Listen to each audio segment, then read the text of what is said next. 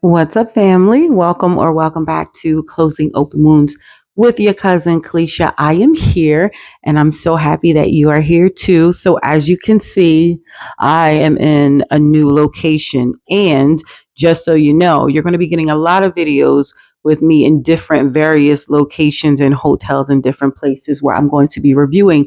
Why? Because, like I stated in my testimony, God blessed me with my dream job where I'm able to do what I love and helping people get apartments and travel at the same time. Talk about a 2 for 1. Okay. Talk about a buy one, get one free. Okay. Talk about two birds with one stone. God did it. He delivered. And I am so grateful and so honored. So I started this new position and I'm already in love. It is everything I wanted. It's in my video already about the testimony where God delivered, and He did. But as I got here at this wonderful hotel, which I'm also going to be doing a review on, it is called the Meeting House in Fairfax, somewhere near Fairfax, Virginia. Where am I at? I have no idea. Somewhere, I don't know, but another video is coming up with that. This is a beautiful, quaint place, and you're going to love it if you're in the area. So, as I got settled in yesterday, I drove here along with my colleague, and we had dinner last night, and we had such an amazing grown-up conversation, right? And I think I'm going to entitle this Cliche 2.0 because that's what this is. And what is Cliche 2.0? Cliche 2.0 is Cliche who is grown, Cliche that knows who she is and what she wants, Cliche whose kids are grown, so she's able to live her best life, and just Cliche not settling, not settling. What you want is out there. What you desire is out there. And I was talking to my new coworker who I just fell in love with her. She's amazing. Shout out to her. And we were talking because we're both single and she's a little younger than I, but we are experiencing some of the same things when it comes to dating, where we are professional women who are responsible and we're holding it down. And, I have grown children. She doesn't even have any kids. And we are experiencing the same type of things when it comes to dating men.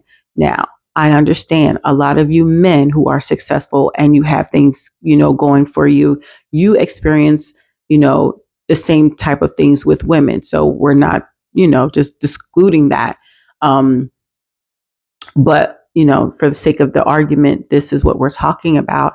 And we begin to discuss how, and if you've been on this channel for any length of time, I don't discriminate. When I was younger, and I'm sure you can attest to this, it was all about love. And if he loved me, and even if he didn't have anything, it didn't matter. I was going to love him and take care of him and pay for everything. Well, Cliche 2.0 is tired. I stated that in my video. The givers are tired. She's tired. Cliche 2.0. I take offense when people call me, and they think it's a compliment when you call me a strong Black woman or a strong, prayerful woman. That's not a compliment to an independent, hyper independent woman. It's not. It's something that I've had to be. It's not something that I chose to be. And like I said, it's not. I don't find comfort in that. So Cliche 2.0 wants to be taken care of for once in her life. Cliche 2.0, when it comes to dating, I am really, really vetting these guys. And it's not that anything is wrong in particularly with any guy. It's just that if we're not a good fit, we're just not a good fit. And I'm going to call it quits. Bars. Okay. Because there's no point of keep wasting your time. I think also I know for me in the past, I have dated guys and I've saw the red flags and I've even married them, and paid for it. knowing that we weren't compatible or things weren't going to work, but I just tried because I'm an empath and I understand why. A lot of people don't go to the root of an issue. So because I'm always going to the root of the issue, oh, I see why you're like that. You are abandoned. Oh, I see why you're like that. You and your mom have a very tremendous relationship, so you don't respect women. Oh, I see why you're like that. You have a lot of trauma stemming from your dad. So when you're an empath, you understand. So unfortunately, sometimes you put up with more because you're like, oh, I understand. He's just like that because 2.0, Cleisha, she ain't beat. And it's not that women like me are better. It's not so much that our standards are high. It's just the fact that we have standards. Cleisha, before loving herself, having standards, setting boundaries, got ran through, like just got taken advantage of. I was not treated correctly. Now, again, I'm not saying that I am perfect or any other person suffering or going through what I'm going through as a single person. It's not that we're perfect. It's just that I want what I'm giving. Where's the reciprocation? That's why givers are tired. It's not the fact that we're tired of being good people. It's not even necessarily that we're tired of giving. We're tired of being taken for granted. We're tired of our needs not being met. If I'm always meeting your needs, I was talking to someone and I thought this was going to be good that we had the same love language, right? You're dating, you need to discuss the love languages, and there's more different ways where you interpret love that are outside of the love languages, right? But just stick to the love languages, the 5, right? So we have the same exact love language. And I thought it was going to be amazing because you understand me, you get me. But guess who was always the one giving, never hardly receiving? Why? Because I'm a giver. Why? Because I'm an empath. Why? Because I love, I wear my heart on my sleeve. I care, you know, and that's what's frustrating is the fact that, you take care of someone, you nurture them and you're there for them and they can't even see when you're off. They can't even say, you know what, let me tend to her a little bit because, she a little razzled or not even picking up on the cues. Like, and I can only talk as a woman. There's so many times that I was frustrated with the person who I was with that they could have easily, you know, pulled me back in with a kiss, with a hug, with an embrace. Like, I don't think I'm asking for too much because one, again, I'm not looking for a man to take care of me. A mature woman, a woman in her femininity, in her era, who knows who she is, she's not expecting a man to take care of her, but she is expecting a man to take care of her. If you understand what I mean. Be there for her, communicate, don't shut down or come back when, we have a disagreement. Be open, be honest, don't cheat. Cater to her. Listen to what she's saying. And excuse me. And it goes for the same thing for men too. We're not loving each other in our love languages. If I'm telling you that quality time and physical touch is my love language, why do you keep thinking buying me gifts is going to do something? Why do you even think that acts of service is going to? I need what I need to feel loved. And I've listen, I'll be 44 in 2 weeks. I have openly told people, this is who I am. This is what I need. Can you know what I mean? And people will lie or have this mask on or this facade that they're down for you and that they understand and that they're going to do that for you. And then you invest all of this time. And then when you look, you are the one who's investing and they're just taking, taking, taking. Not once stopping to pause for the cause, like, okay, it's a little imbalanced. Let me cater to her for a little bit. Or let me cater to him if the roles are reversed. Kalisha 2.0 is just, I have a very low tolerance for foolishness. I really, really do. I feel like, I was talking to my colleague last night, like, I'm a cheap date. I don't even ask for much. You don't even have to make a whole bunch of money, but you do have to be a good steward over what you do have. You do have to, I don't want to be the only one paying for everything. I've been there. I've paid for my weddings. I've paid for my rings. You understand what I'm saying? I've paid the majority of living expenses when I was married. Cleisha is tired and I'm not going to settle. So, this is something that I wanted to say. Because my dating life is out of sorts, which is fine. It's okay. I said, God, I know you want me to focus on ministry and just other different things. And I said, God, I need you to change my employment so I can be more focused on those other things. And while you're at it, God, so I feel how I need to feel. I want to be able to travel and see different things and have different experiences, even if it means I'm doing it on my own, even if it means I'm experiencing new places, new life, new experiences on my own. I'm cool with that. I'm okay with that. And even though I'm alone, it still makes it worth it. Cliche 2.0 is not sitting home waiting for her knight in shining armor. She's getting on that horse, her doggone self. And it's sad. It's not how I envisioned my life to be. It's definitely not what my boys want because we've had the conversation where, mom, we don't want you to be alone, and I don't want to be alone, but I can't just be with anyone just to say, I got somebody.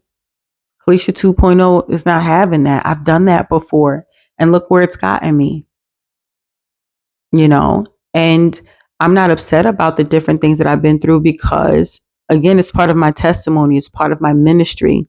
It's part of who I am. I used to be ashamed of, the things that I've been through. Now I wear them like a badge. Like, yo, you can't just talk to me any kind of way because I've been there, done that. And even though I haven't been successful, I have experience. I can tell you what not to do. And I can tell you what to do at the same time as well. You know what I mean? So it is what it is. So this is me. This is a new journey of me not settling. And I don't want you to settle. And I'm not going to lie to you. I am a type of person where, as quiet as this room is, I don't watch TV like that. I do listen to music, when I'm in the mood, but I sit in the quiet and I think about, my life and my next moves and the decisions that I need to make. I do that. So sometimes when I do that, excuse me, my allergies are terrible. Sometimes when I sit and I do that, it gets very emotional sometimes. It's really sad because a lot of people who I'm even very close to think that I'm always strong and I'm always militant and I'm always hard. And a part of me had to be and has to be because I'm a single woman and I raised two boys and I didn't want them to be no offense. I wanted, you got me. And so a part of me had to be like that, but I also nurtured my kids, you know what I mean? So it was definitely a balance. So what I'm trying to say is that even though some people look at me as a strong, independent woman, which I hate, I'm very, very sensitive. But a lot of people don't know. I am a baby.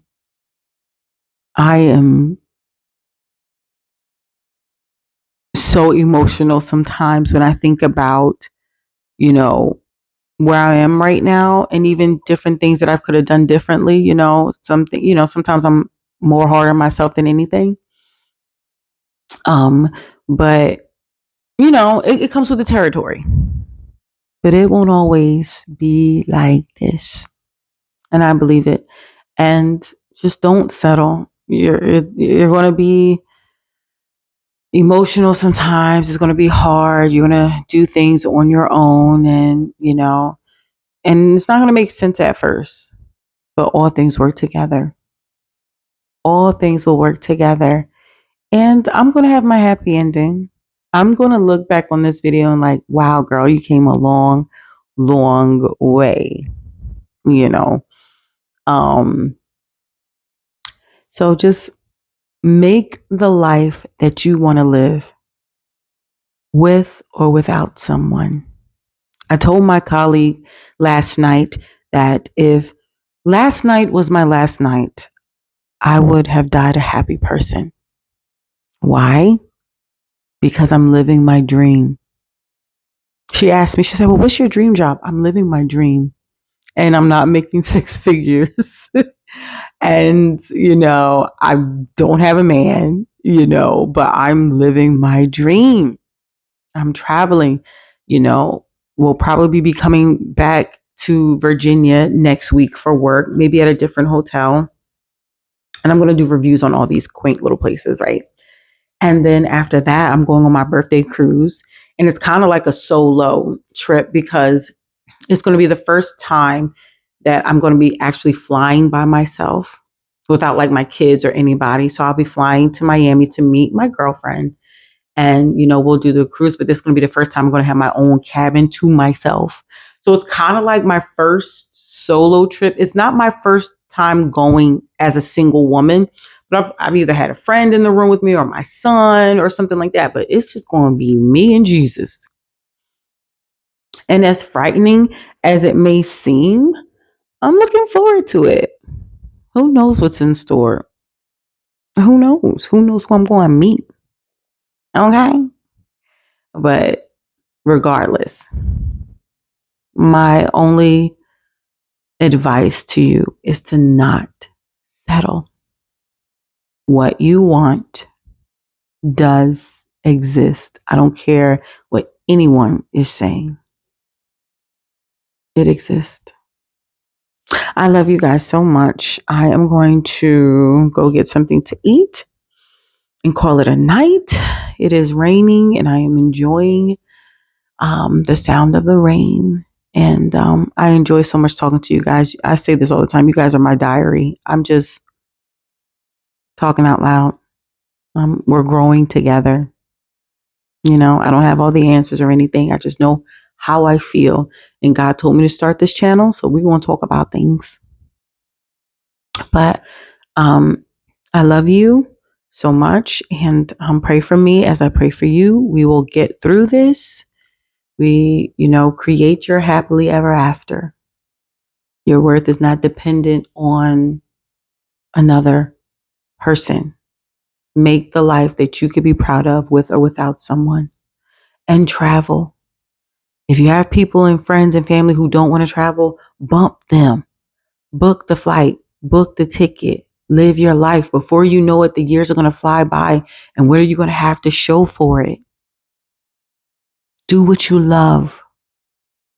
Do it. I'm doing it. Doing it scared, but I'm doing it. I love you guys. Don't forget to like, share, and subscribe. I need my 500 subscribers for my birthday. And we're getting there. And I believe we can still do it in October. So help your cousin out. I love you. I'll see you in the next video. Bye.